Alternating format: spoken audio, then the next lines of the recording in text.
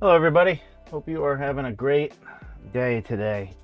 We'll be getting started pretty shortly. Macomorph, how are you today? Welcome. Sage Green, hello. Welcome from Florida.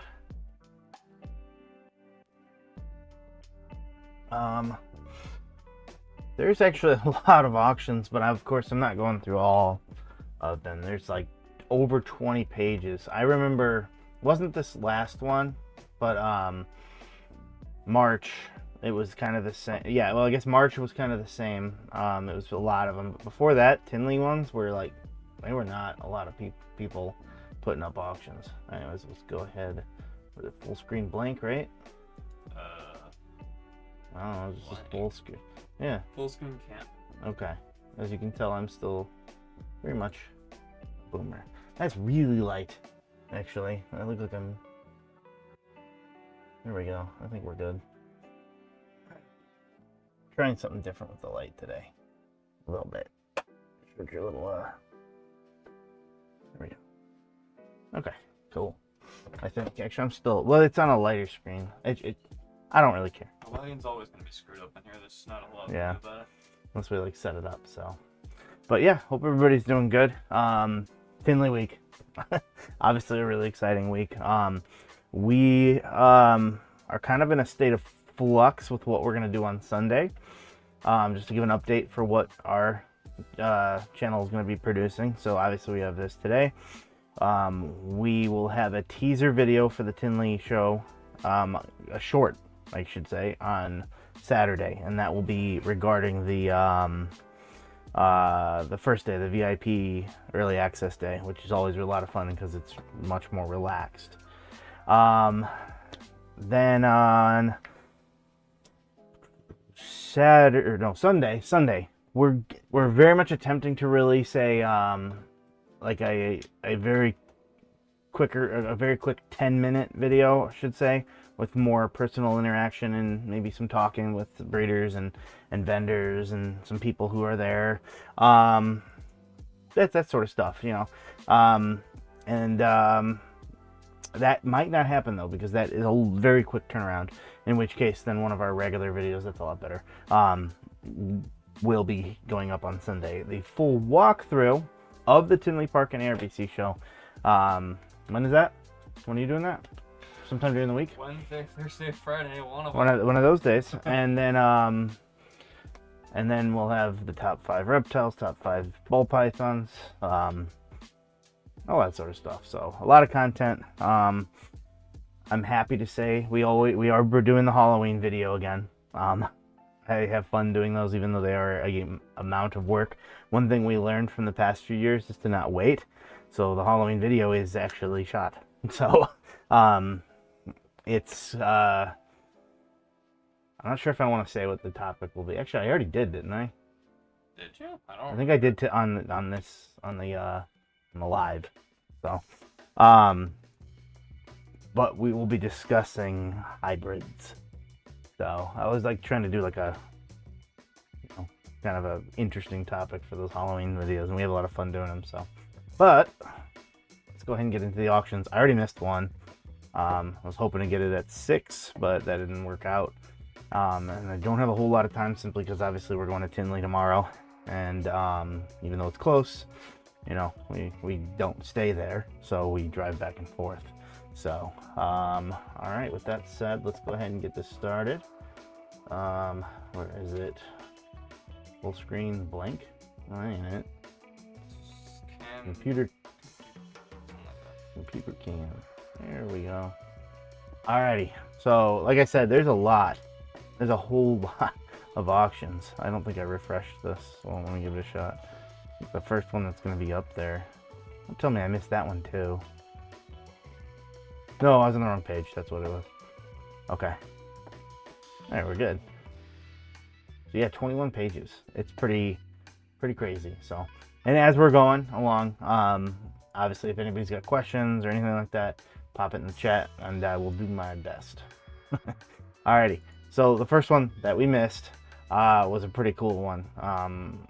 Super Blackhead Cinnamon possible Hydra. and I have a Hydra, and I love the blackhead gene. So if it did prove out as Hydra, which I would say is pretty promising.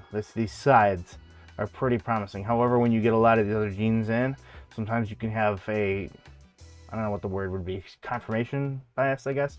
Something might look like what it would do in Hydra, but I really think this would be Hydra, quite frankly. And Hydra's a really cool morph. We actually have one here. I'm super excited to have gotten it.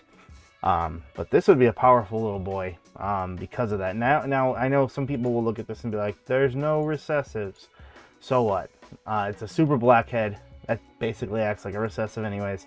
And if it is Hydra, that is a big thing. And it did not go for a lot, at least when I was on it. And considering that it's on hold right now, it was at 220. So I can't imagine it had gone much higher than that because of the possible Hydra part of it. You know, that Hydra, like I said, is a morph that's I wouldn't say newer, but it's newer to being more worked. So,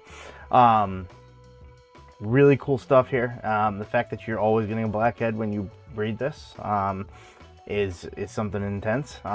Cinnamon would be very nice in there as well. For more darker type morphs, blackhead works well with just about everything. And then that Hydra being in there, I would immediately want to work this into Clown, of course, but then also into Monarch. So like I said, you always know you're going to get blackheads, so you'd probably want to work that to create your own hets.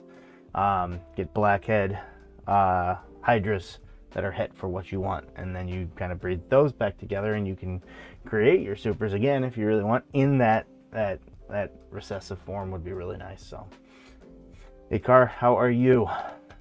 Long time no see.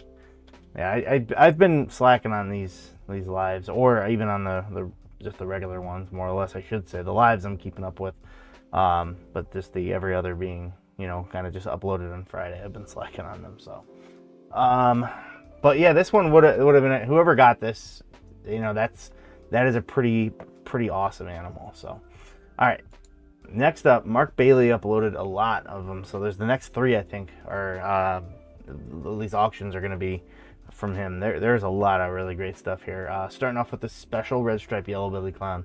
I believe that they're all females that we're going to look at here from him, but lots of positive things about this. Very beautiful animal. Special is one of those that can be more, it's a little subtle. It is in the bell complex, so you just want to be aware of that, obviously. But that's there's nothing wrong with that. And just, you know, obviously when you're doing your pairings, you don't want to, you know, although special is one of those that doesn't throw a lot of bells. I think it's one of those that you can get some very unique things. So the point of this is that in a girl, this is half of a Pompeii plus special. So I'm thinking, of course, this, not that the special Pompeii. Okay, I'm not saying it, so I can't really get larger, but special Pompeii was probably one of the best Pompeis I've ever seen be made. Gives it a little bit more of a different look with more of a creamy type color in there for the pattern, while keeping everything great about the special. It just, or about the Pompeii, it really will age well on top of that. Not that the Pompeii didn't anyways, but just a lot to love with it. Pompeii, if you don't know, this one here is missing black pastel and spot nose. It's a BA Pompeii, or a special Pompeii in this one's case. So really positive things there. You just get a male with those in there, maybe a couple extra things as well to make it even more special. Yeah, no pun on, not an intended pun on words there, but lots to really love about something like this. Very favorable pricing. It's got an hour left, so this is going today. $300, 20 bids though, so there is some interest, but it looks like the last one was 2 days ago, so everybody's waiting. They'll get a reminder here in about 2 minutes. That's how this works. In 1 hour left, you get a reminder saying, hey, this is ending. Just anybody that bid, that is. And then I think it's 30 minutes and then 10 minutes. And it seems to be running behind, at least when I've noticed. Whenever I get my reminder, it's like, you know, it's like running like 4 to 5 minutes behind. So, you know, I definitely think that someone will have a battle on this, but still a really cool animal. Yet another one here. This is a red stripe pastel yellow belly clown. So you're getting the you're swapping out special for pastel in this case, which normally I would rather have special, clearly. However, you're also gaining het genetic stripe. And if you don't know, a clown genetic stripe is called a Kiki clown. That's the nickname for them. It's a little special combo. They're very, very nice. So I don't think anybody has made a Kiki Pompeii ever. So that would be very interesting. But that is something that's in the cards potentially with something like this. And they're not incredibly expensive to get the pieces in place to you know, to get that Kiki clown. I wouldn't doubt that you could get a male that's a visual clown genetic stripe, and then, you know, maybe spot nose and I'm blanking on the last one there that I just said. Black pistol. Anyways, and put that to this to try to take a stab at something that great. So what would it look like? Would it be too reduced? I have no idea. Nobody's done it, so who knows? I still suspect it would be really amazing. So really cool stuff there. So car, I do that all the time. Bid low and early so I get notifications. Yes, I wish there was something, and maybe they've added it or they will add it, but I don't see it here. Of course, I'm not signed in. It's I am signed in. It's just I don't know what it is on this particular computer. It messes it up. But if there's a way that you didn't have to bid and you could still get those same reminders, I think that would be an ideal update at some point. But at the same time, you bid low. I do the exact same thing so that I can see where it's at. Because sometimes I might have interest in it, but you know, you can get steals on here, you know, and as much as I feel bad, you know, for the breeder, but you know, sometimes they go at weird times. Sometimes things go and they get a lot of attention and they blow up. But sometimes there's stuff on there that went for criminally low, and nobody pays attention. Sometimes nobody knows it. Sometimes people aren't really as super familiar with maybe a gene. You know, they're looking at all these other things. You know, the Pompeii stuff will probably, anything that touches Pompeii might get, you know, might get more looked at, I should say, because that's like the MVP right now of most people's, you know, projects, I'd say, whether it should or shouldn't be. A lot of people really, you know, want to go for some sort of thing along those realms.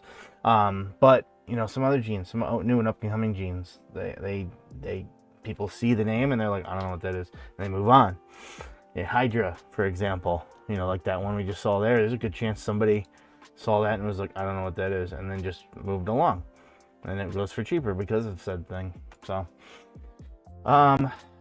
you know, definitely a good idea if you are interested in an animal and you can get a placeholder bid, is what I like to call it. Just bid it up $5, like in this case, $5. Now this is, it'd be silly to put a placeholder bid on something in an hour. That's when you start getting the notifications, but you get the point. Like when we look at some of these later, and there'll be a lot more time left on them if you're interested, and they're really, really cheap, especially when they first got put up. Put a placeholder on there. See what happens near the end. See what's going on. See if people are paying attention, or if you can get in there and get something. So I mean, they're on auction if they're at those prices.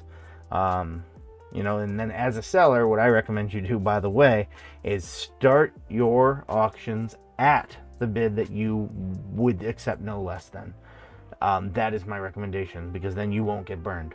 So if you wanted to accept for, say, an animal like this, no less than $500, then why not just start it at $500? Yeah, you might not get a bunch of crazy first bids, but I mean, it doesn't matter if those crazy first bids only put it up to $75. So, there's some food for thought. I see these all the time, and this is just kind of what I think. So, I've gotten a few really good deals over the past few weeks. I don't doubt it. There's been some crazy stuff. So, $30. Yep, I've seen some crazy things.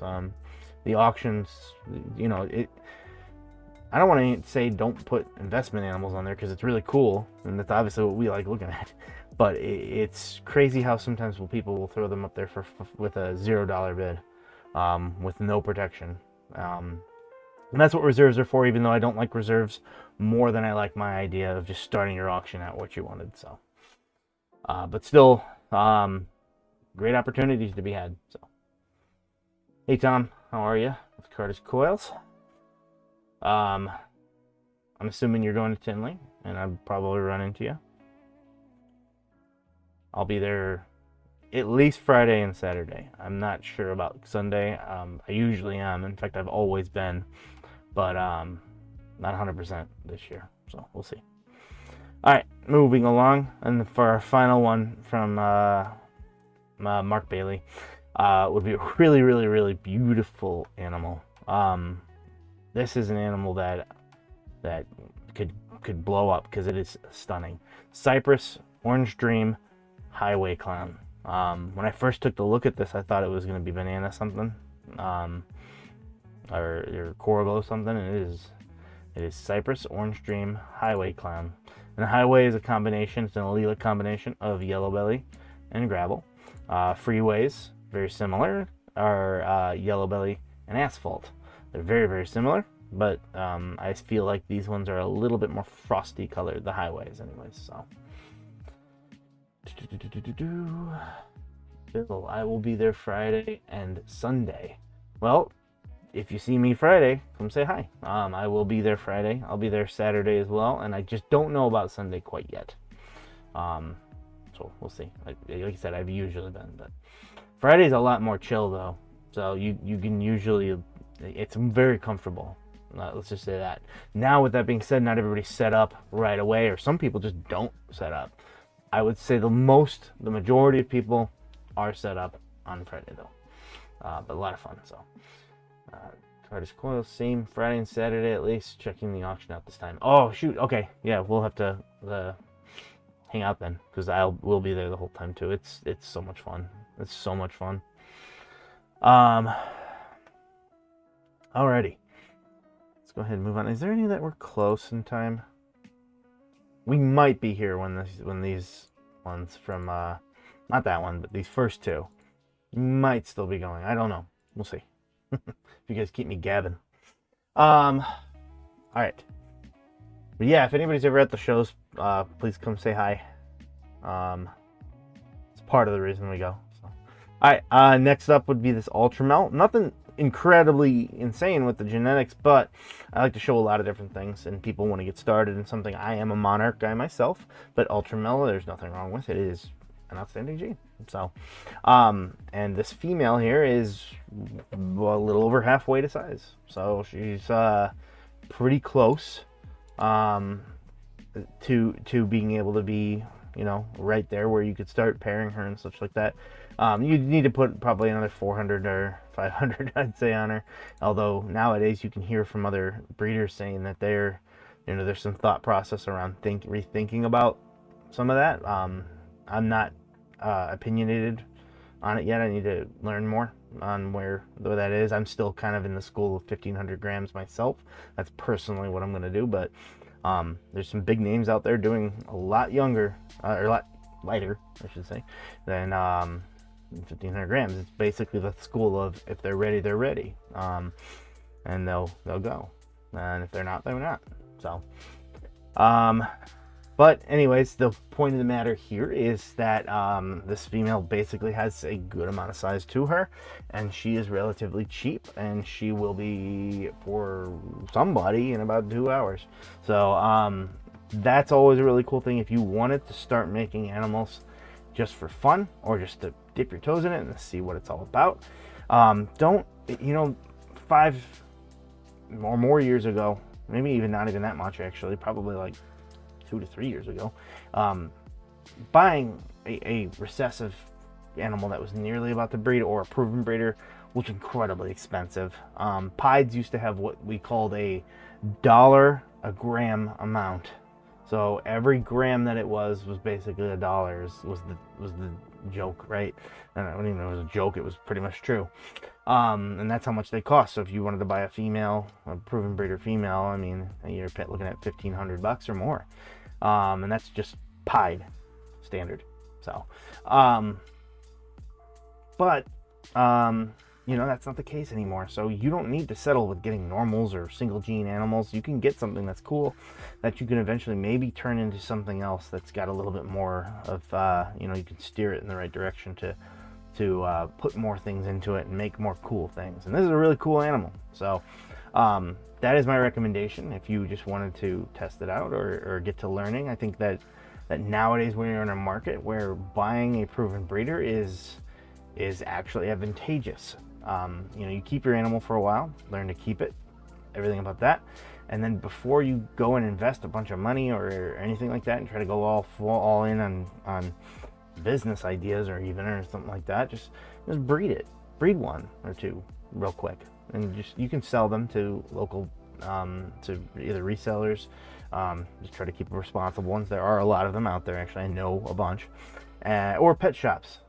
You make a partnership with a local pet shop. Now, granted, you won't get as much because they have to resell it, but you know, and then maybe you want to keep some of them, clearly.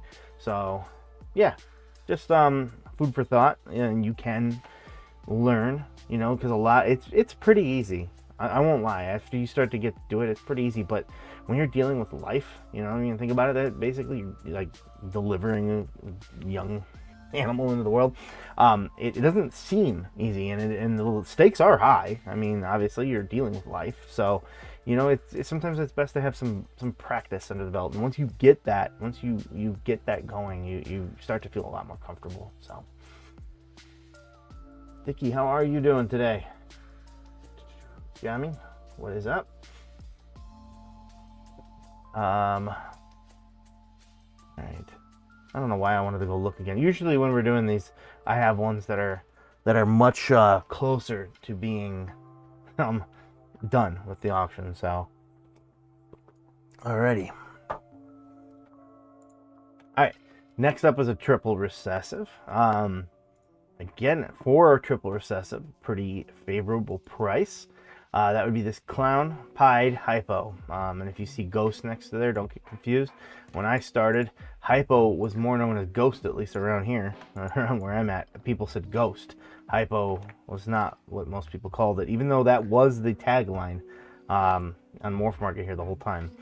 I think that you know, nowadays, though, with desert ghost being a thing, it would be very confusing. So if you ever see that right there, that is what that means. It doesn't have anything to do with desert ghost or, God forbid, the other gene, which is literally just called ghost, which we won't really talk about.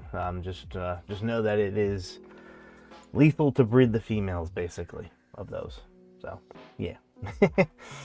We did a whole thing on complicated genes, and that's probably the one that's sadly probably the worst. Just the females have a lot of problems. So alrighty, yeah, anyways, back to the actual animal. This is a male, so you're basically getting something that's always going to pass a het. All these three genes, it's visual for, so it's always going to pass het clown, always going to pass het hypo, always going to pass piebald. The only downside doing an animal like this is that there are no dominance or incomplete dominance coming along for the ride, which in a male I think is really important. However, when you have a triple recessive, I think you can sacrifice a little, because you can do that in a female in this case. Even if you did a clown pied het hypo female with some extra genes in there to add to the concoction, so you're making something new rather than just repeating what you're doing, you can do that a lot cheaper nowadays. The two gene combos of these have come down considerably when you're picking up these animals. Male that's pretty well started there as well. You know, anytime you see something that's this nice, and they're still super nice. They you know, these genes have been around for a long time, so the price has come down. So again, it just kind of goes to show you that you can take advantage of things like that are still awesome. So yes, desert. Why the hell did I say ghost? I don't know why I said that. You're right, desert ghost. Yeah, so the whole thing about that is, now I have to explain it. God dang it. Thank you, though.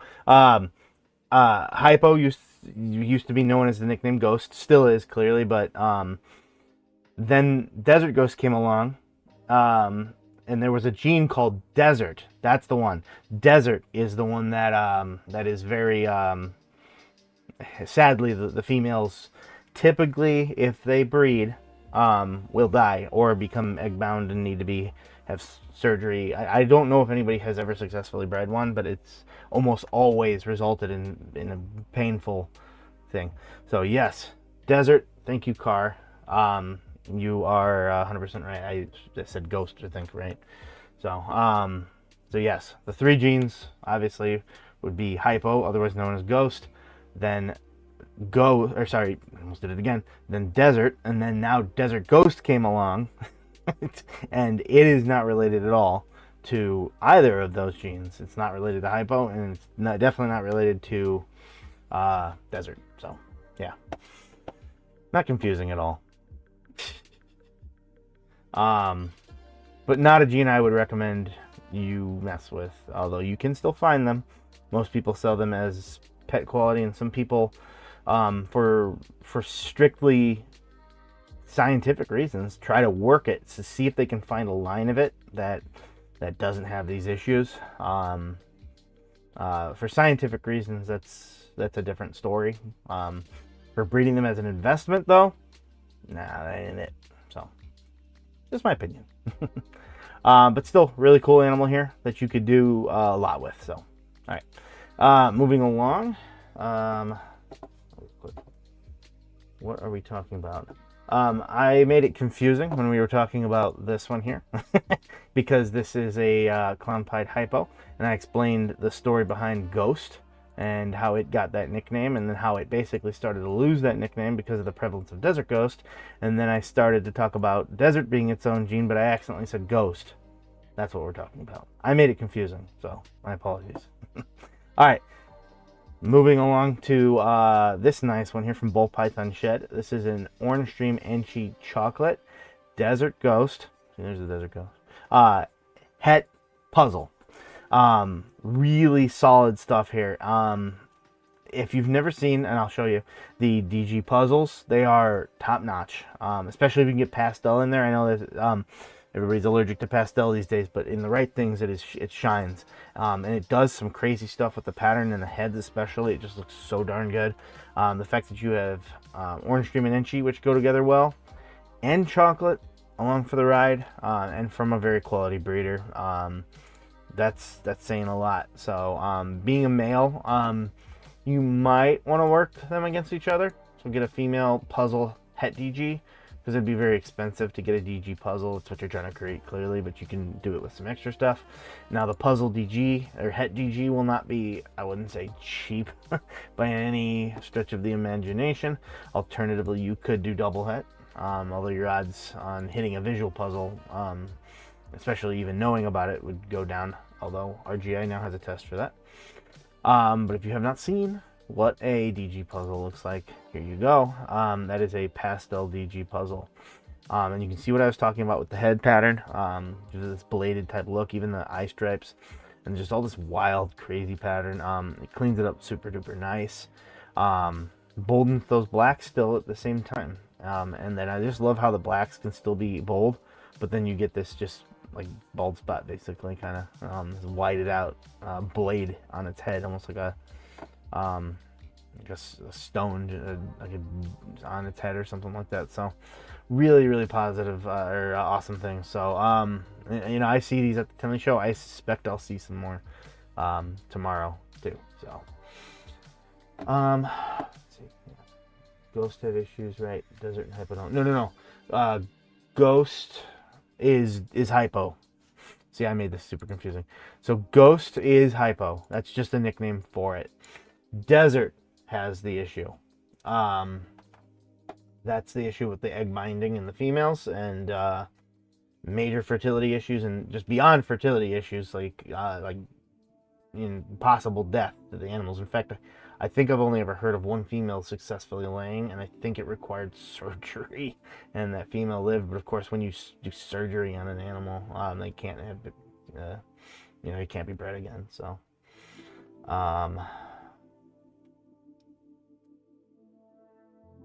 desert and hypo. Yes, I think. Oh yeah, card just fell. Sorry, that popped up. I thought I was reading the wrong message. So, see, I like this one. Not very interested in chocolate, but everything else is great. I don't even see the chocolate visually. I agree, actually. I don't. I like it. I like chocolate actually a lot. But I agree that it's more difficult to see the chocolate in this one here, probably because the Enchi and the OD. But I kind of I see it a little here in other things. Just once you get that, whenever I look at chocolate, I'm looking for melty, these melty.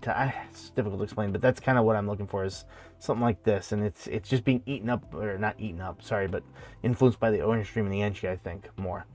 And not even changing that, it's also adding more to the DG, or the DG is adding more to it, I should say. So I suspect that there's still things you can do to work that out. And also, if you don't hit OD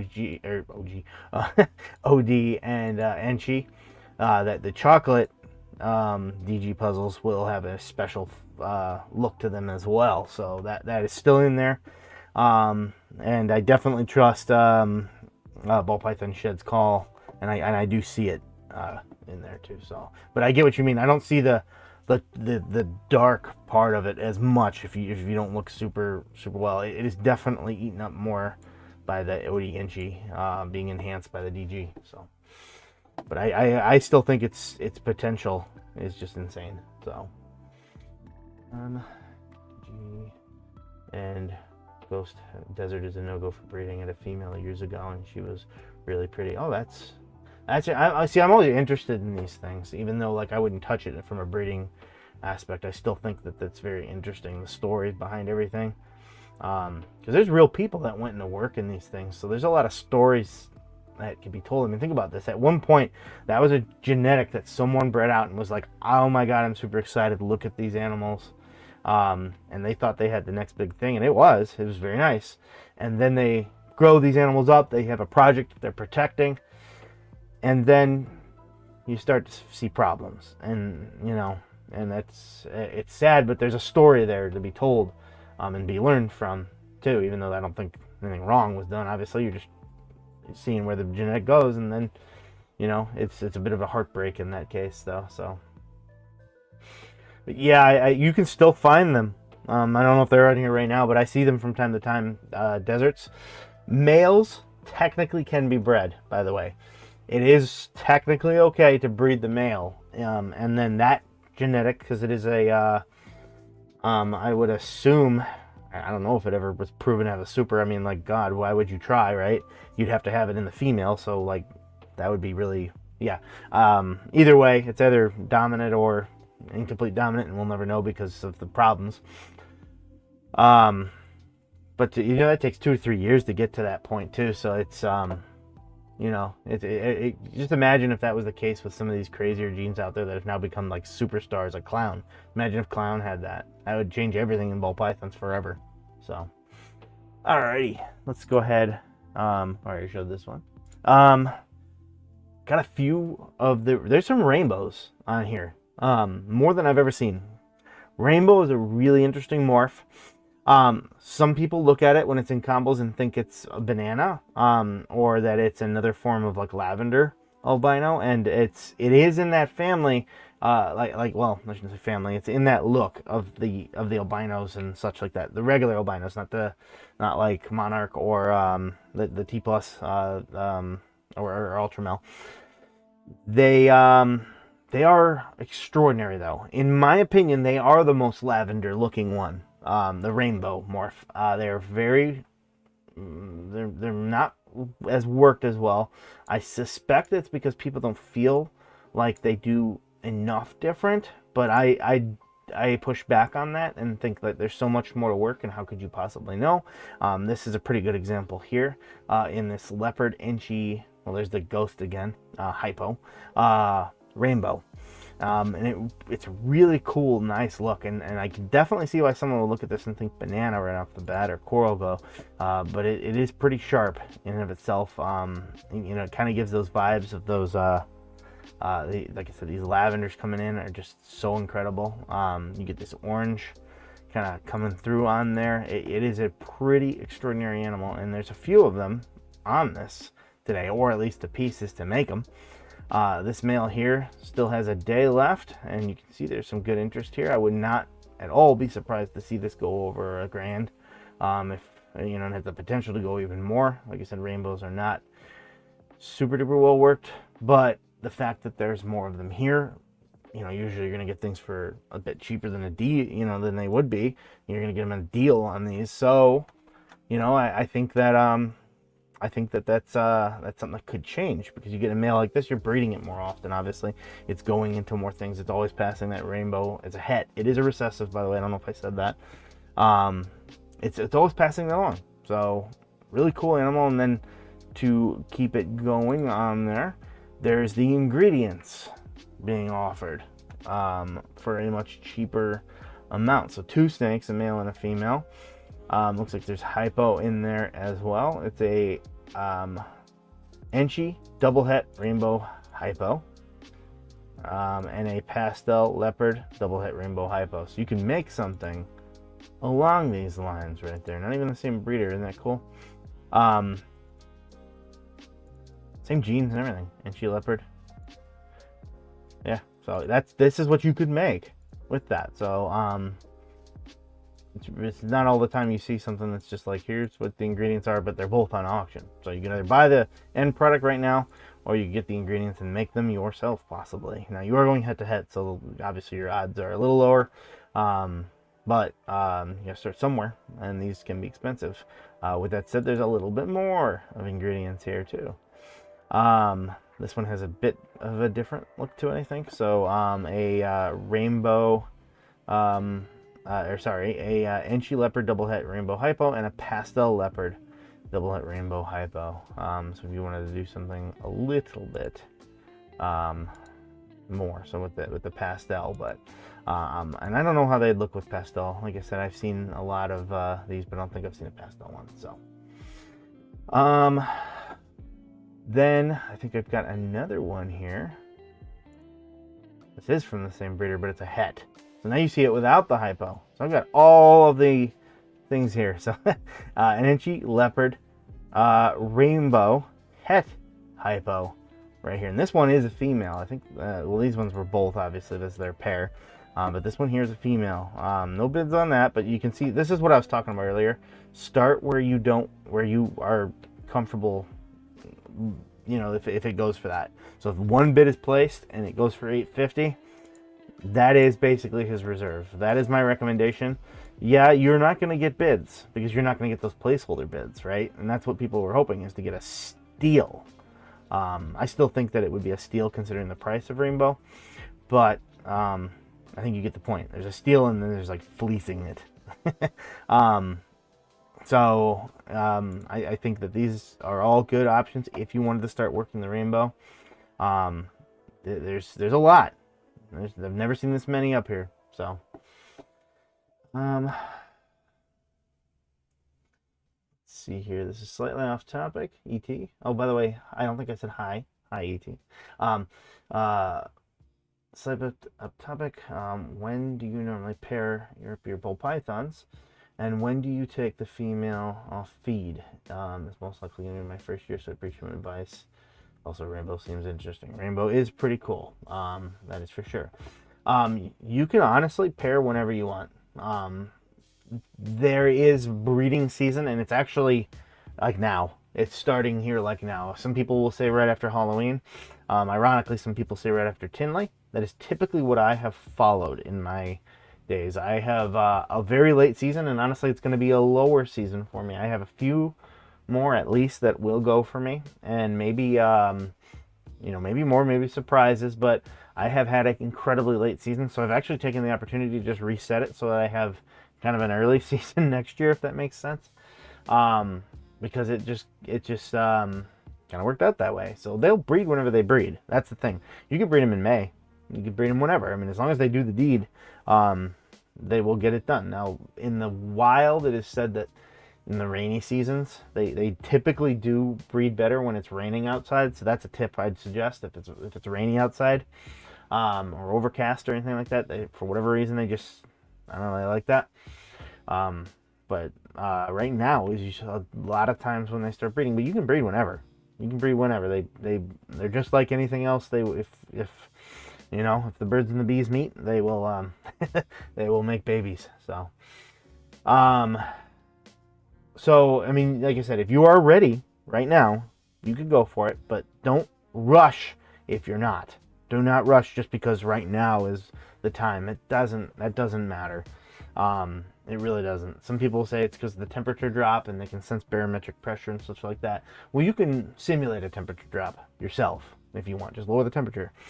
And as far as raining or snowing, for that matter, that's going to happen year round. So just consider that. So, but just don't rush into it just because right now is the time a lot of people decide to do it. So, but yeah. I think that congratulations if this is going to be your first year as well. It is a lot of fun. So, and every single time you cut eggs, at least in my experience, it will never not be as cool as any other time. Maybe your first time ever, but because actually then you're a little nervous too. But it is always awesome. It is always Christmas morning. So, the only time I really see rainbow is from that particular seller. From KC, or wait, that's the wrong one. I jumped way back. Why did I do that? I think it's from KC too. This one here is from I am not trying to pronounce that. I guess I am Sequahana Ectotherms. I can say Ectotherms. I think I said the other one right.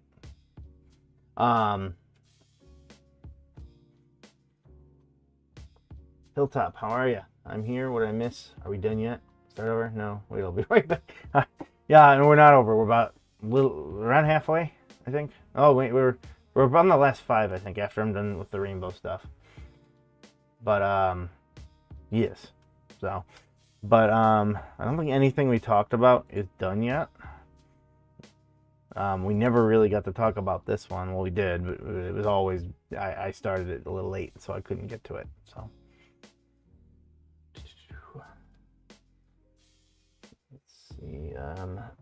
ET, that just seems like a more vibrant banana, and I don't know why my brain just keeps yelling orange dream at me. I get it. That's the thing about them, is that they are they're very bright. They're like they are kind of like, they give that banana vibe, just like an extreme amazing banana that does not get the little black dots as they age either. Some people hate that. I actually like it for the most part, but I can get why in certain combos you don't want them. But the more genes you add, the more I notice the banana doesn't get those. So, but I do feel like they are much more brighter and cleaner. I mean, this animal very much could be told to people, in my opinion, that it was that it had like a DG, something in there, maybe even, or some sort of enhancing gene.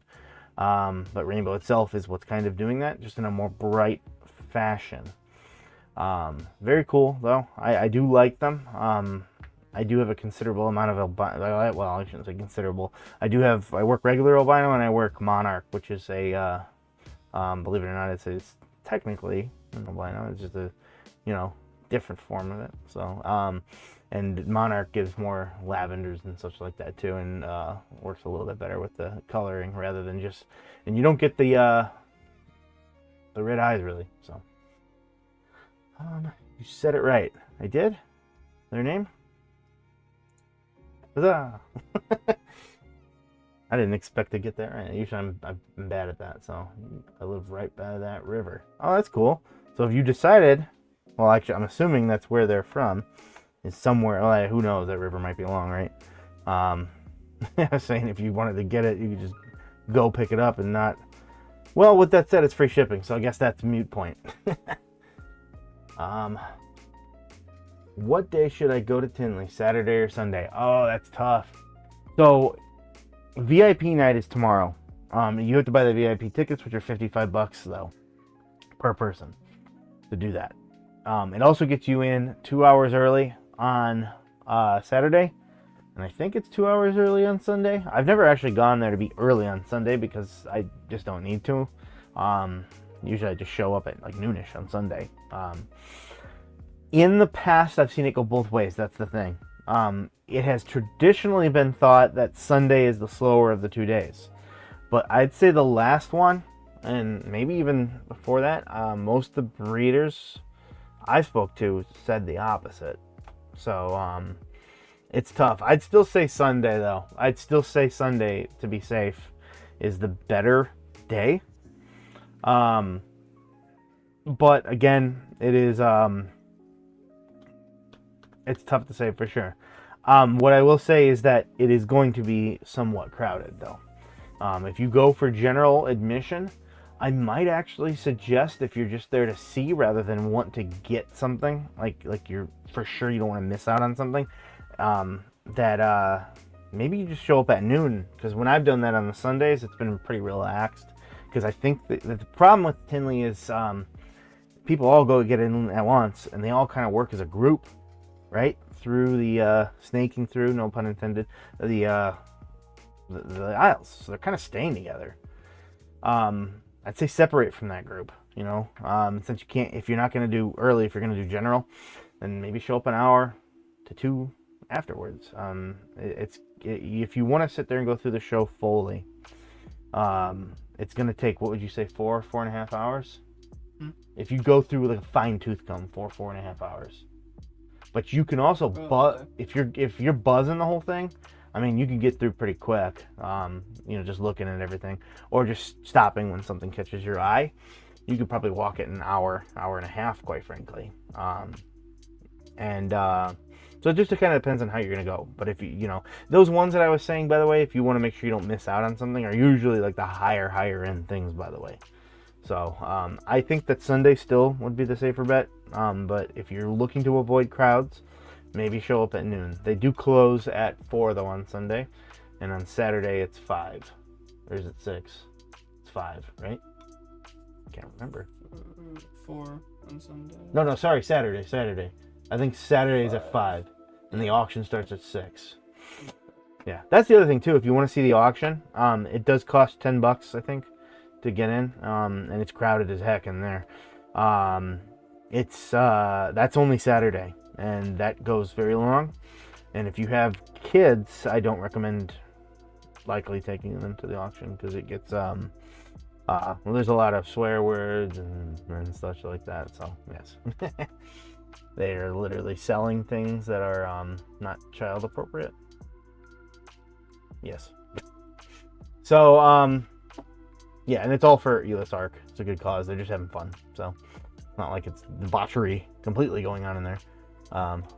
And yes, anyways, I think either way though, you could have fun and make it a day of it. I just recommend maybe starting after the crowd if you're not doing VIP. So all right, moving right along.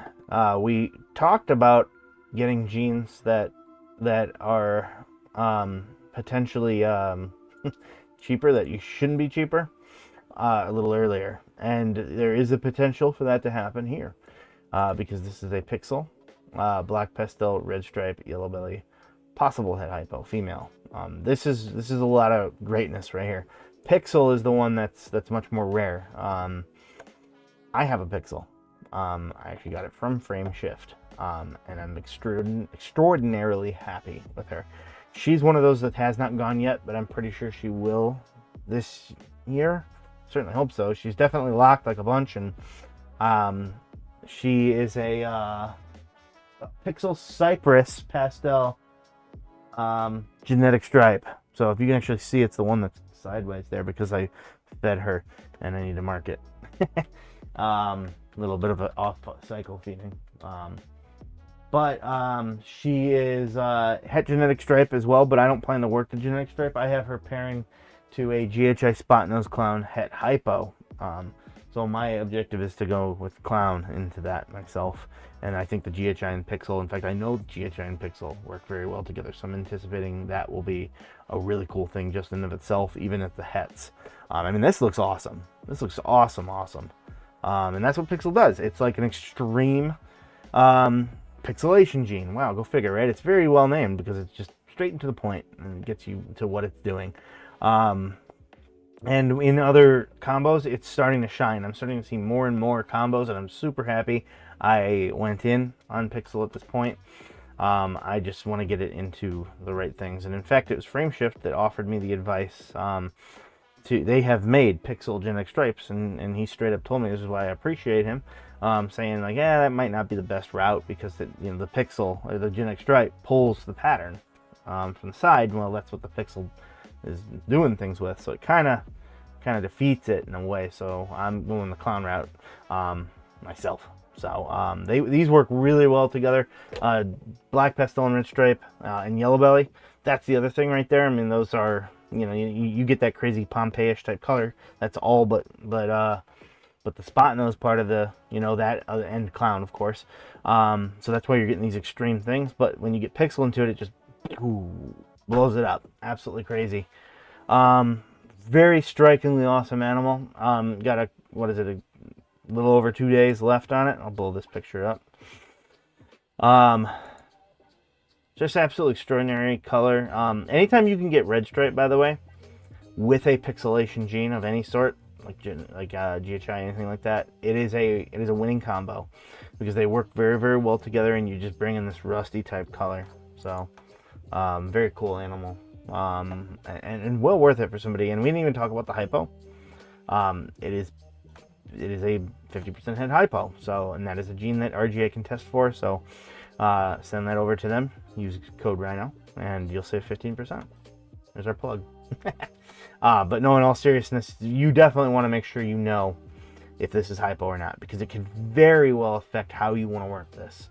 I mean, you could just get a visual hypo right from the get-go, a male with some other genetics in there, and maybe even a visual hypo clown or something like that, and then you kind of are creating, if it is head hypo, you could potentially create hypo pixels with a bunch of other genetics in there, and then those will all be het for clowns. So you're already a step ahead of the game, and the animals you'd be creating would be already one leg up on everything else. You'd already be creating awesome visual examples. So whenever I go to an expo, I go through 3 times, chat with some vendors, and wait around.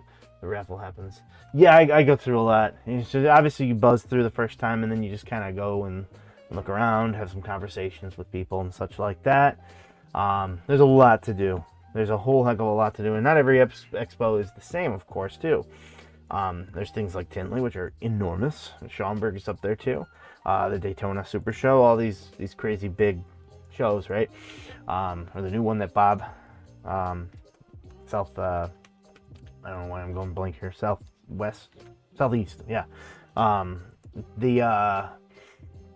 These are all really big shows with a lot of things. But then don't forget that you should check locally. They're everywhere. Check locally. They're going to be smaller, clearly, but they're still really cool. And supporting local breeders is really important. Everybody starts off. We do a local show ourselves here in Valparaiso every single month, and then we do our Crown Point ones, and then we kind of pick up some along the way sometimes too. So very, very cool. Well, how does pixel and red stripe work? Oh, I kind of answered that one. Yeah. I know genetic stripe or red stripe are similar. Oh no, they're not. I know they both have the stripe thing, but so for red stripe is kind of brings in more of a reddish, like rusty-ish, I should say, more type colors. You can kind of see the orangish tints. Almost looks like a rusty nail in a way. Whereas genetic stripe is actually a recessive. You need 2 copies to show it. So I have a couple het genetic stripes over here. One is in a monarch project, and one of them is, well, in that pixel. I don't have a lot of plans with it, but if I do that genetic stripe, in something, they would probably be in the monarch at this point. Although I wouldn't be against doing it in other things. So ironically, I think Tom, who's in here from Carter's Coils, he's been doing a lot of those. Like I said, they're called the Kiki clowns if you do genetic stripe, and or he's working towards those, I should say, genetic stripe and clown. So they're very nice. They're highly underrated in my opinion. But yeah, pixel and red stripe will work together well because of that blown up side. It just kind of disperses that reddish type hue throughout the whole animal. Because red stripe can be very, very subtle by itself. I was gonna go to Tinley in 2020, but COVID hit, so I'll check it out this year. Yeah, I mean, I was in the same board too. I remember that. It sucked. We ended up. I didn't know they were doing this, so I didn't do that. They ended up doing like stuff in the hotel, actually. So you were able to go to the hotel rooms, and they kind of set up their own Tinley. So the vendors were in their hotel rooms. Man, I wish I could have done that. I didn't know until later in the day that they were doing this, and by then I had already driven a lot because yeah, I'll get to that. But you just go into the hotel room, and they had all their stuff sitting on the bed or whatever, and you just shop it there. So I mean, not every breeder did that. Obviously, some of them went home, but a lot of them did. So kind of cool. I wish I had done it, but I didn't go because we didn't know about it, and I drove all the way out to it was Iowa, right? I drove all the way through Iowa and then up into Wisconsin to see Jim with Southwestern. Just through Illinois.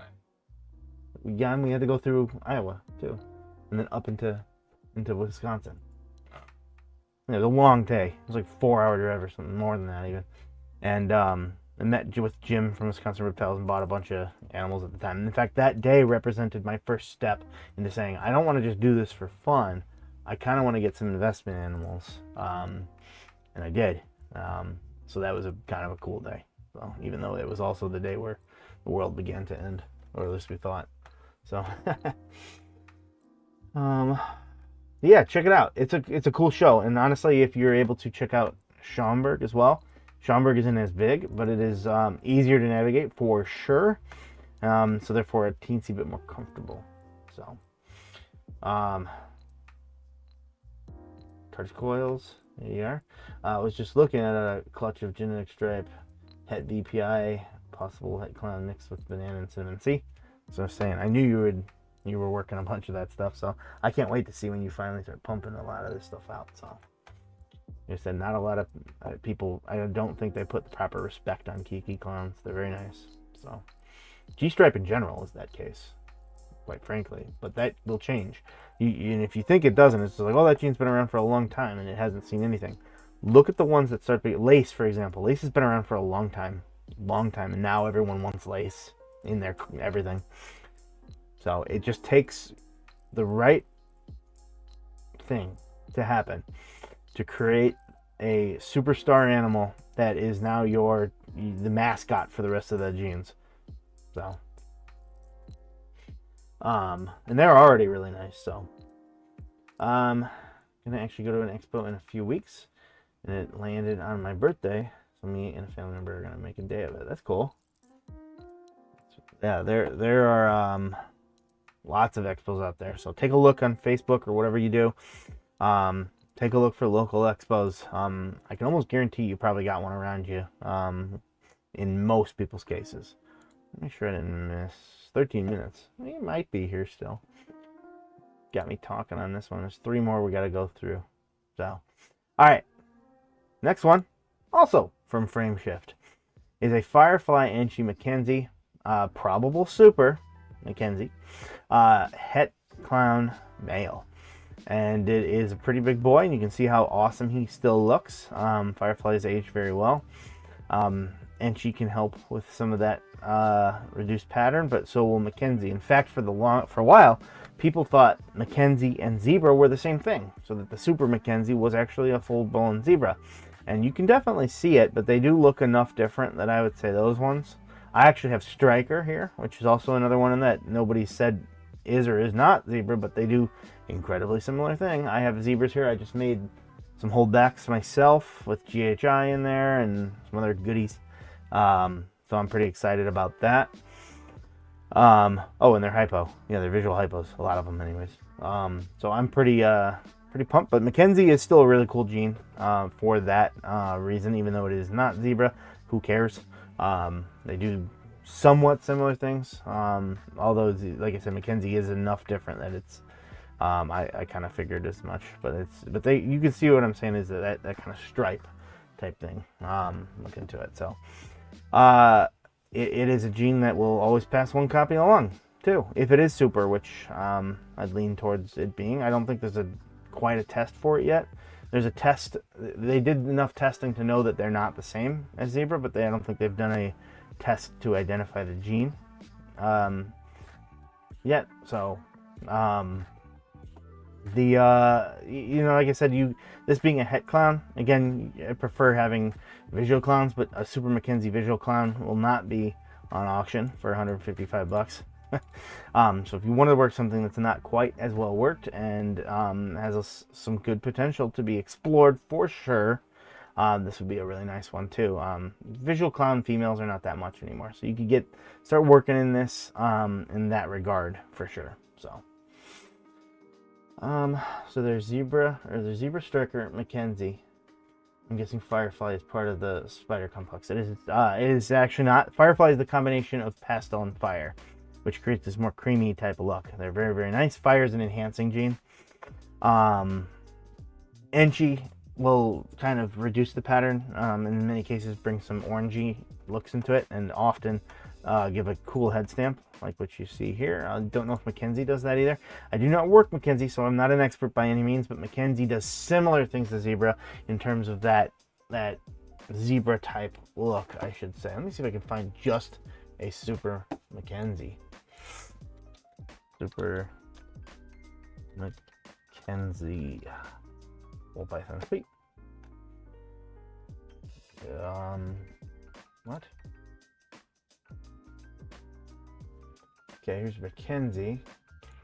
I'll bring it over here in a second. I thought they'd find some supers. Oh, here's a super.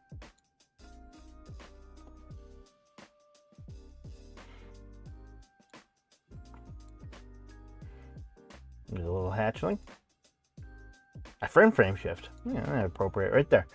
So you can see why people thought it, but I definitely see enough difference. I mean, like, zebra doesn't quite have like that. Like this, like usually it's all zipper pattern going over top of it. But I do get why people might have thought, but it is not. But that's the thing, is that, people get caught up on all this stuff. It's like, oh, it needs to be the same. It needs to be the same, or it needs to be different. Some people get really caught up on that sort of stuff. But I'm telling you right now, that doesn't really matter. If you've got a genetic that works and works well, yeah, eventually you want to find out if it's related in any way, shape, or form. You for sure do want to figure that out.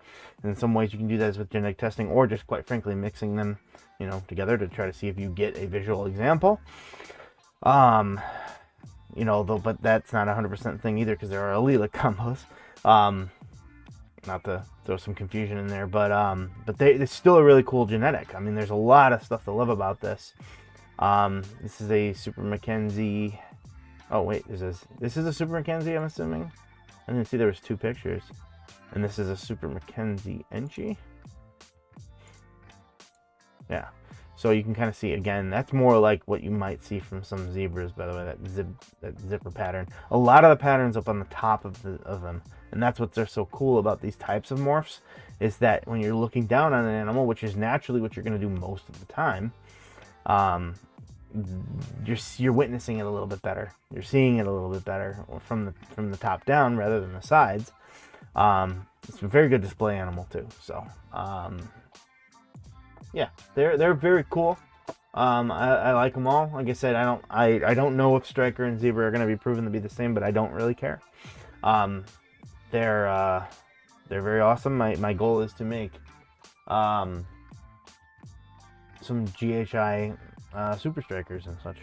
And then I got hypo along for the ride too, so I want to make them with and without hypo, quite frankly.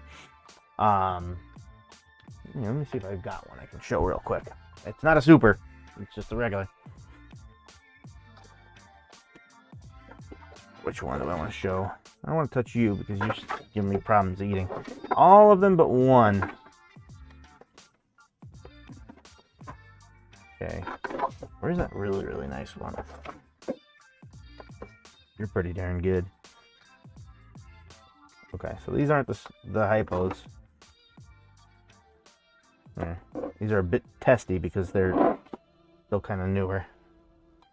Okay, so you are here and you are here, so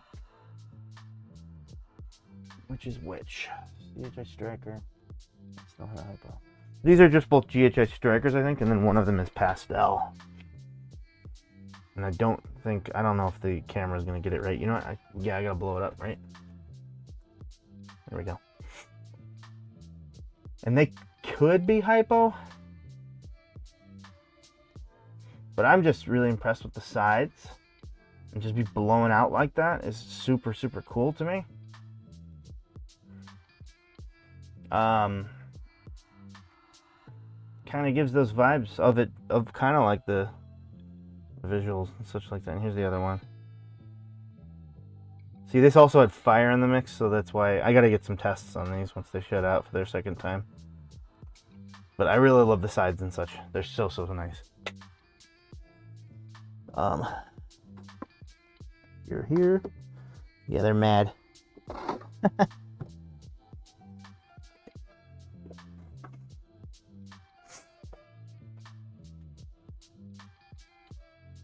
But those are not supers. They are just strikers. So, and well, they're more than strikers, but they're not a super striker, I should say.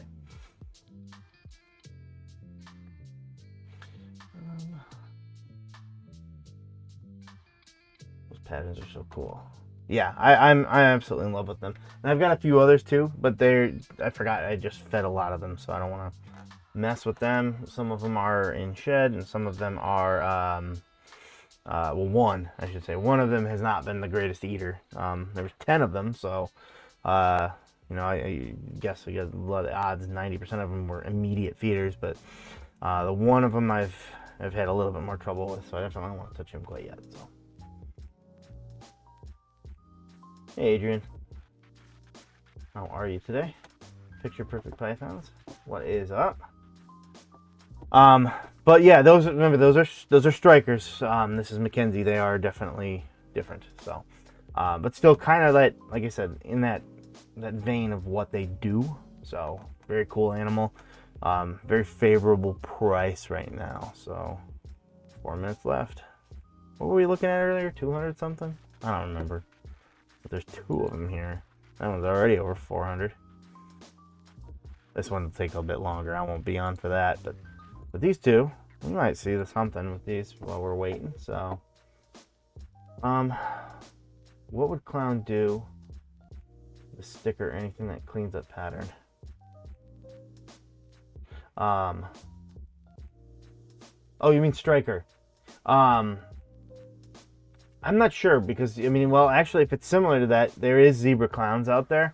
I'm a little indifferent yet on those. I think yellow belly is a necessary ingredient for those combos, because I think it really is the secret ingredient that just makes everything come together. Because clown and striker, or sorry, clown and zebra, I think are kind of competing for the pattern in a way, in my opinion. But when you get yellow belly in there, it's a completely different story.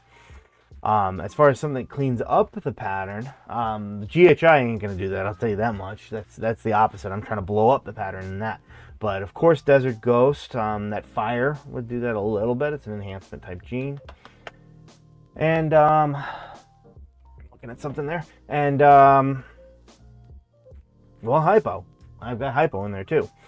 So I've got other ones in there that are hypo, but those are the ones they had just eaten, so I don't want to show them quite yet. But you can actually check when the video when we cut them and got them out and everything like that. I showed them off there, I think, out of the egg too. I think we got footage of them out of the egg. I could be wrong though, but you know, another one of these, I'll bring them back out. I'm very proud of them. So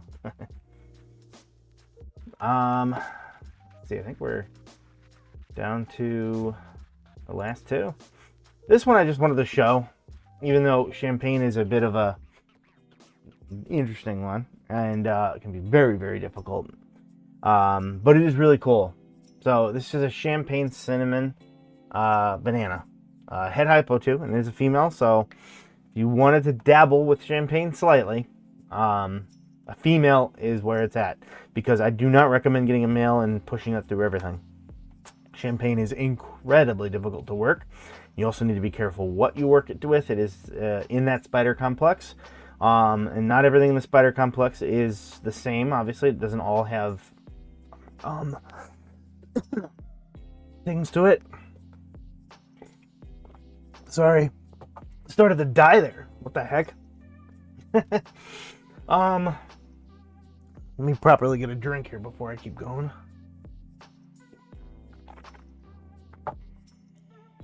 Okay. I think we're good. I don't know what the heck that was all about. But what was I saying before I nearly passed away there? Oh, champagne. Yes, it's something you need to be careful when you breed it to other things. For example, champagne in champagne is a lethal gene. Champagne and spider, lethal gene. You just need to be careful what you're breeding it to within that spider family of of genes. Dang. But it is also something that in some instances can create some of the most wild things you see. This is a pretty cool animal. And you look at it and it's got this white little mark here, and you might think like, well, where's the pied? Well, champagne are actually known to bring in, for no reason whatsoever sometimes, a little bit of ringers is what you call them. And this is more than a ringer, it's just straight up like piebald type-ish pattern, including up here, except for the fact that you're not getting the saddles that you would get. There would be a lot of saddles in a pied. Whereas in this animal, it's just kind of a solid block of this interesting orange and black and such that is just really coming together pretty darn nicely.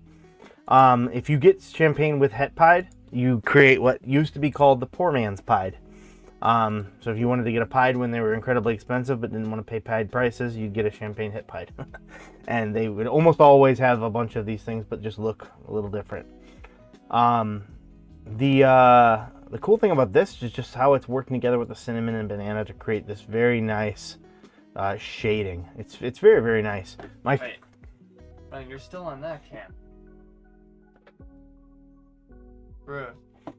I'm blaming the fact that I nearly died.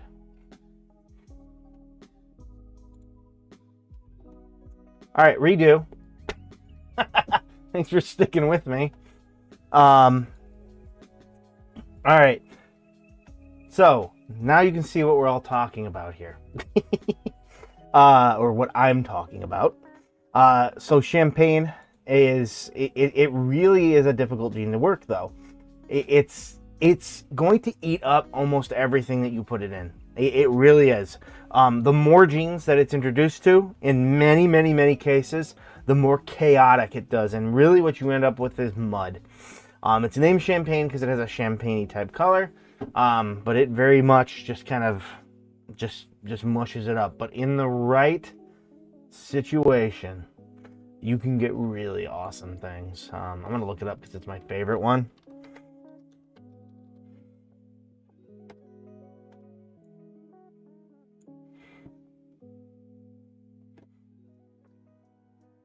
All right. Jesus Christ, why did I do that? This is something that I do sometimes, where I'll just type the name of the genetic in, and I forget to type ball python. So sometimes I've typed redhead clown, and I do not like clowns, and well, I get a redheaded clown. Today I typed in black matter, and well, that's what I got. Now we'll type bull python after the fact, and we'll get what I actually want. Perfect. That's the black matter.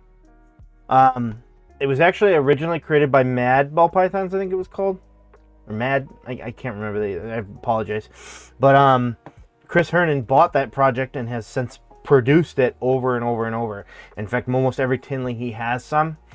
It is the darkest black snake, jet black snake, even into adulthood. He brings an adult with him, and it is this. It is pitch black. On top of that, it has probably the most iridescence I've ever seen in a ball python. I know it doesn't really show it here, but one of our Tinley walkthroughs or top pick videos from Tinley in the past, we show it and you can see the iridescence. So that means you're seeing like rainbowish type color in this animal. And then you get this peaking of white coming up from the belly quite often. And then look at that near the face. It actually goes over the top lip. So it's like a white lip python. So really, really cool, sharp animal. And this is a, it's got champagne in it. It's blackhead, champagne, cinnamon, Barnhart, black pastel.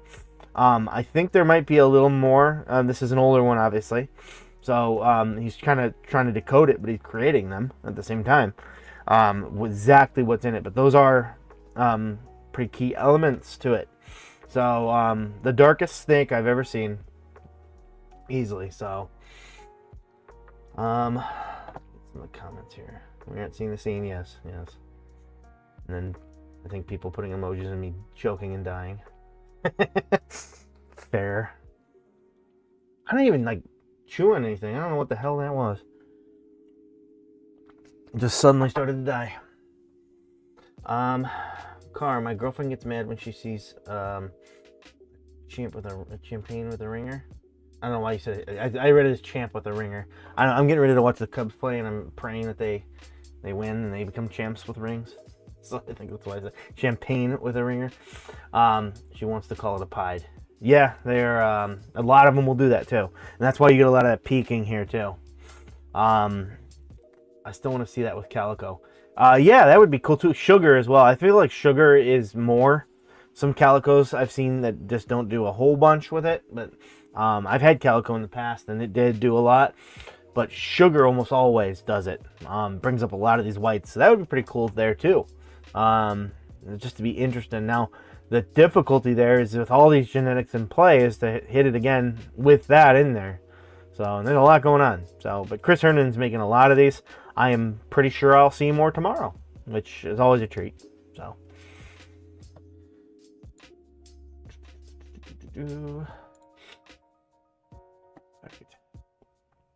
Oh shoot, did we miss it? We did. God dang it.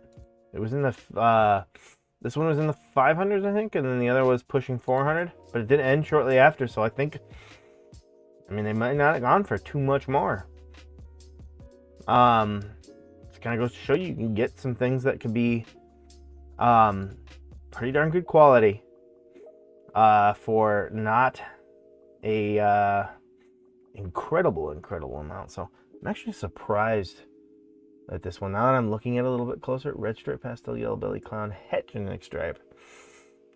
It almost gives some vibes of the Kiki in some ways. Pretty wild. All right, now for our last one. And Monarch, of course, would be this Hurricane Spot-Nose Monarch. This one is from Canada. I have seen a lot of people be okay in shipping to the U.S. Sometimes I've even seen, like Corey Woods was putting it out there with free shipping. This one here is, however, not. So the shipping would be a bit more. And in fact, add an additional $250 on the winning bid.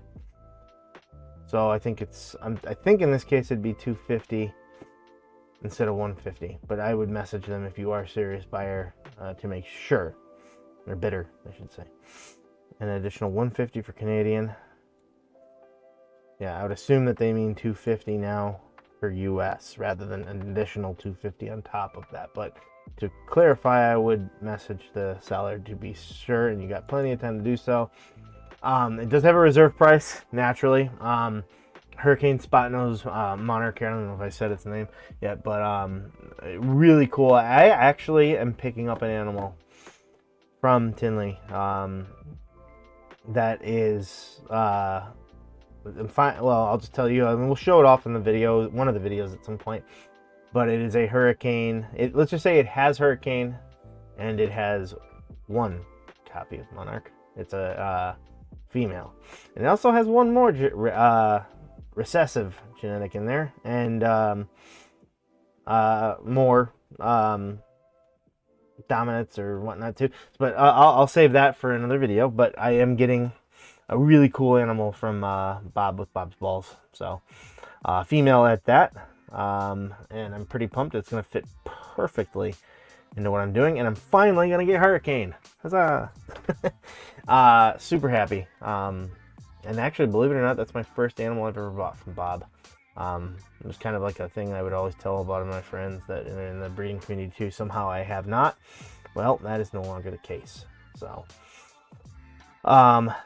I absolutely have always loved Monarch though, and Hurricane obviously is perfect with this, kind of just blowing the pattern up there, or not blowing the pattern up, sorry, just what it does, the patterns and everything like that. Spot Nose, of course, is a tried and true genetic with everything, but what I really love about Monarch is the coloring, not within the pattern. That's a very cool color too, but just in between right here where my cursor is.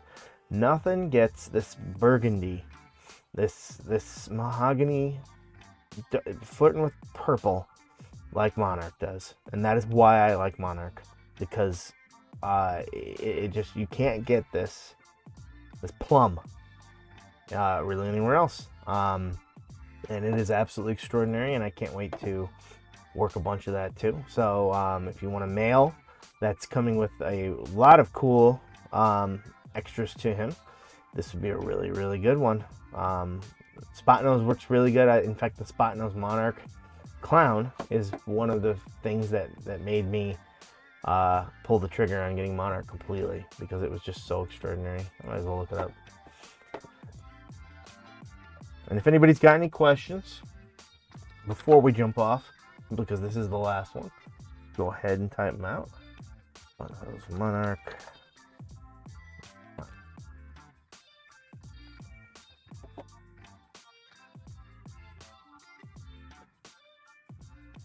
Show that too. There it is.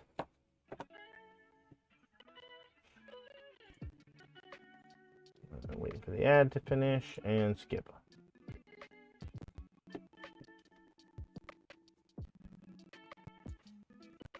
This one. This is the snake that when I saw it, I was just like, oh wow. Again, with these colors in between, you don't get that anywhere. It is as close to purple, like a, you know, like that kind of plum. It's a plum. It just is plum. That is what plum looks like. So, you just don't get that anywhere else. So, it's absolutely extraordinary. Pulled this one up too. It's been a bit since I've seen this one. So, that's the Dark Knight, by the way. And then the Dark Knight Monarch. So just some awesomeness that you can do with Monarch. It's just an extraordinary gene. It's why I love it. It's my favorite gene. Could that change in the future? Of course it could. It has. But right now I don't think I've ever gone all in from a breeding perspective, at least, as that. So I put 2 watch bids on 2 during this. Not ones you showed, but still. Yeah, I do that occasionally from time to time. Often I just kind of just watch it and just let it fly by, but not always. So ready. I think we are pretty good to put it off there. Make sure there's none that are coming up. This won't be 45 minutes away. If you're interested in this, this is a really solid animal that if you want to work the highway project in general, is just amazing. So you get that with Clown too. It's just absolutely extraordinary. So but with that said, I think we'll call it there, unless anybody has any other last minute buzzer beater questions. Again, I'll kind of go through what we're, you know, our upcoming schedule and such like that is. Tomorrow I might try to go live from the VIP show in Tinley. I might try to briefly, although I got to be a little careful about that. I think I don't know how that works, because you catch copyright music, it's getting taken down. Yeah, copyright music will get, it's just dumb, and I don't think we'll get any strikes on the channel, but it's just dumb. And then there's so I'll try to, but I got to make the right, you know, I got to do the right situation to do that. And then Saturday, at the beginning of the day ish, right? Yeah, the teaser short for the show with a lot of footage will go up. How much? I don't know how long a short is. It's not terribly long, so it'll kind of give a sneak peek of some of the crazy stuff we saw on Friday. Sunday, we're trying to get something specific to come out. Like maybe some interviews, some more personalized things, talking with people, stuff like that. Just like a 10-minute thing where it's more, you know, kind of showing the show off, and me going through it, and you know, some cool clips kind of cutting and whatnot. If you wanted to know what we mean by that, check out our Schaumburg one. It was a new format we did, and I was pretty happy with it. However, that format requires me to be able to find people that want to talk, and also my brother's literally putting it together during the auction, and then when he gets home, so it requires proper timing. So and then shortly after that, sometime during the week, probably Wednesday through Friday, the full walkthrough will go up, and that is very straightforward. You walk in the door. It literally shows you walking in the door for Tinley, and then it goes through every single aisle, and it takes quite some time. We're 3 hours, right? Roughly? It's usually longer than that. Yeah, somewhere around there. It's 3 hours or more, and that is a long one, and we're gonna have as many timestamps as we can in there, and it will it'll be, you can just see the whole show. If you do not get to go and you can't make it, you can watch the whole thing, or just skip around to which aisles you want to go to, and we'll have like a Google Doc uploaded to it, right? Like it'll show each aisle. It'll be a timestamp for each aisle, but then the Google Doc, you just click on it and it'll say what's in every aisle, like as best as we could, and it's like 99% proper, but not every breeder will put up their name or whatnot, and then some people just go with friends, right? So they're like, this is my small selection of the table, so we never really get their thing. And some people, quite frankly, do that, and they don't have a name. So it's just like, okay. We do our best, and it's pretty darn comprehensive, and it's just about every animal you can get. But it's as detailed as you can without also being an 18-hour video. Let's just put it that way. It's like you're walking through it for about 4 hours. And it's done with a gimbal and all sorts of stuff, so it's pretty darn comprehensive, if I say so myself. And then, are we doing a uncut? I don't know if we will. No. If we do an uncut, it'll be later. And then when I mean later, I mean like it could be 3 months later, and I don't know if we will. Then we'll do our top 5 ball pythons that we pick, that we thought were at the show. We'll do a top 5 reptiles, most likely, where it's no ball pythons. We're picking everything else. And then that might be it. And all those are going to release pretty quickly within each other, within like that week, really. We're trying to get them like so that it's like that Friday, Saturday, Sunday, maybe even more. So we're trying to get it so it's just boom, boom, boom, boom, boom. And then after that, I think it's Halloween, right? Yes. Yes, the Halloween video.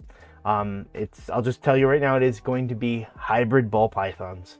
We are going to show off a bunch of hybrid ball pythons. And they are really cool. However, they are incredibly controversial. And as you know, we have a whole heck of a lot of fun when it comes to our Halloween videos. If you have not watched them, you can. They are, what are you doing? They can't see it, ignore me. Oh, okay. We have like a little storyline and everything that goes with it, and we just have a lot of fun with it because it's a Halloween video, and I love Halloween. So if you haven't checked out any of the other ones, you can check out our last ones. Our first one was more very educational, but still had lots of that in there, and then the other two had more storyline based type things, really. So I know that, right? Storyline. It had a bunch of like off the cuff things that were pretty quick. Still kept the videos in learning aspect going along and the interesting aspect of it, but you know, one was about hunting and feeding of the ball python. One was the rarest ball pythons that were ever created. So and then, like I said, we just do a bunch of like Halloweenish type things within the video too. So I like them. I like them a lot.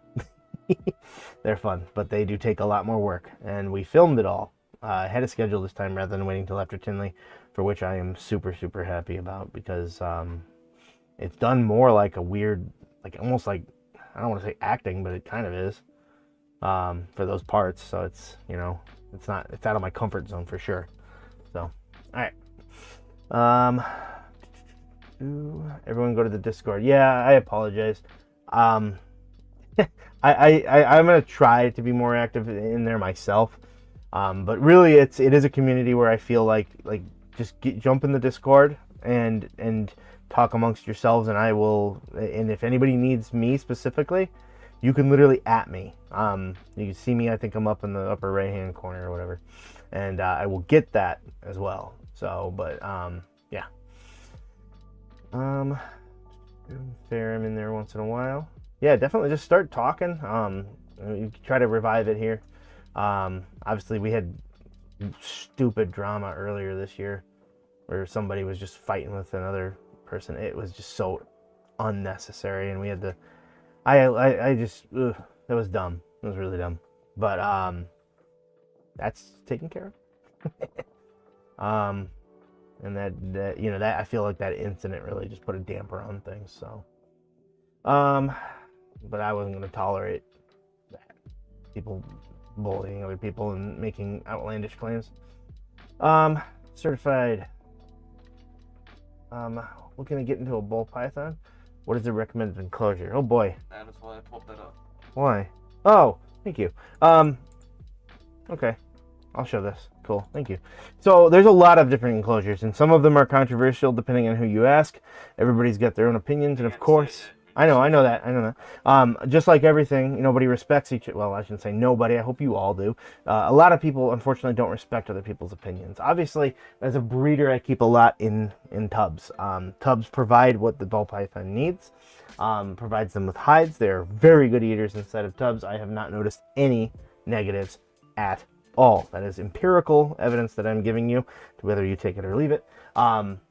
People keep them in tanks with success, and that's fine too. Tanks do bleed a little bit more from the top, in my opinion, for humidity, so it's something to definitely keep your eye on. And of course, you'll need to secure it. I still recommend it under the tank heater with a thermostat, period, no matter what you're using.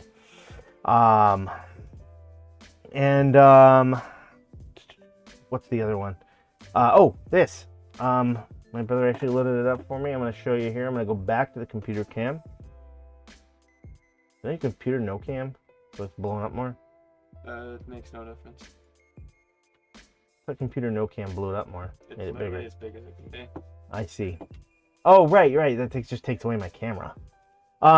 Anyways, this has got a little Arizona Mountain King snake in it, but I like these a lot. They're a good in-between between tanks and tubs. I call it a hybrid tank myself.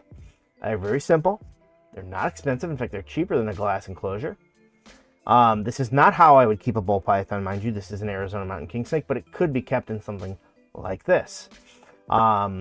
Hides, preferably two. A hide doesn't need to be just this. It could be something else too. With Arizona Mountain King snakes, it's a little bit differently, but I would put another one over there. This is a very big water bowl. I'd probably go a little bit less, quite frankly, depending on the size of your snake. For a bull python, might need to be a little bit bigger of one. But this was like $60 for this thing that I'm showing you. A bull python size one, probably was like 80, I think. I think it was from the Reptile Factory, is what he called himself. He's at Tinley every year, and he sells out of all of these. And they're lightweight. Let me keep it going here. The reason I call them hybrids is because it gives the security of a tub. It's blacked out on every single side except the front. It's a little bit lower, but not completely lower. And it allows you to observe the animal. So you get that from it, but it still gets a lot of its security. Still provide the hides you need, and you can get some cool stuff. If you're keeping a pet, I highly recommend this, quite frankly. If you're breeding, obviously this is, tubs are your best route. But I like these over tanks all the time. They do allow light in there too for ambient light. They do not need heat light lamps, in my opinion, but they can be done with heat lamps too. But I think that it's better with a heat mat, and you can get the ambient light into there too. Realistically, a ball python anyways does not really need to be in the light, but I do think the light should be on in the room. Even if they're in tanks and tubs, they can see in there and through the cracks, so they observe day. They will not be out in the day typically, but they will know that it is, and that's, I think, a good internal thing. So, but I really like these. for that purpose.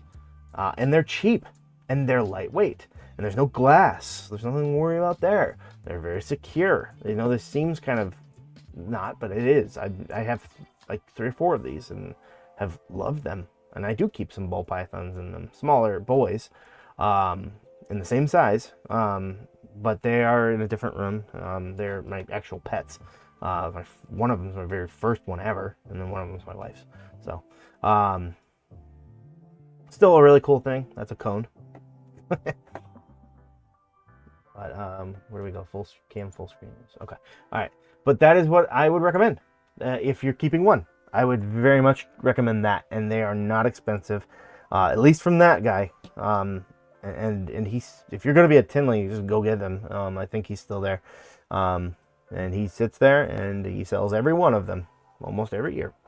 So he gets a really good pricing. I think it was the Reptile Factory. I'm pretty positive. It was. But, yes. I was trying to find his website, but he lost his domain apparently. So here's his Facebook instead. There you go. Just message him, and he might ship too. So, are you guys selling on Morphmarket or in general? I am selling. So if you wanted to ever message me on Facebook or something along those lines, now obviously we'd probably you gotta be careful on Facebook actually. Maybe well, like it's just all the same really. But I can still show you animals and we can talk about it another place. Or you can message me on Morphmarket too. Quite frankly, just pick an animal and just message me. I think I've got 1 or 2 of them on there. I have re-upped my subscription since it was a much later year. It kind of dashed my plans. I do have animals available. I'm looking right at them, but a lot of them are ones that I like to bring to shows and sell. They're ones that I don't have to ship, right? So a certain price point I'm not going to put on Morphmarket, but I did re-up my sub because I'm going to start putting certain ones on there here soon.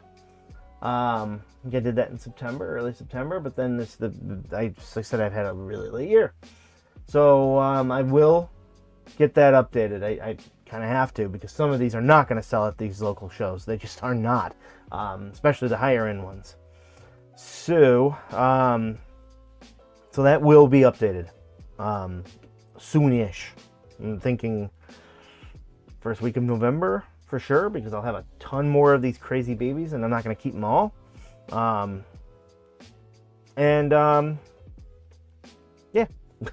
I might start updating it more just to save myself some time. Once I get some tests back. That's the other thing. I need to test. These suckers need to shed. I don't understand. They've only shed their first shed. I don't like sending that one in. I need to do some tests on them, and they won't shed. So tell them to shed. Once that happens, I'll determine which ones I want to keep of those GHI strikers. Some of them, not all of them are GHIs, or sorry, are strikers, obviously. So some of them will go too. And then I've got a lot more crazy things happening. So I will have monarchs this year. So yes, I will have monarchs, unless my odds are the worst ever.